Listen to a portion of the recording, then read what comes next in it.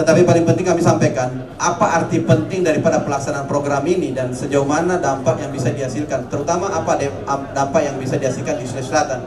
Perlu kami sampaikan bahwa Sulawesi Selatan ini dengan bentangan 2000 km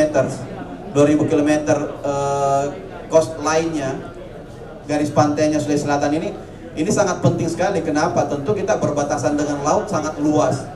Artinya memang penanganan apalagi kita terkenal sebagai nelayan ulung, pelaut ulung, perlu standar yang kita miliki, sehingga penting sekali untuk recovery. Karena kenapa? Ekosistem yang terancam kalau ada masalah. Inilah fungsinya untuk merefresh kembali bagaimana perkembangan metodologi recovery, karena bukan hal yang mudah mengambil tumpahan minyak di laut.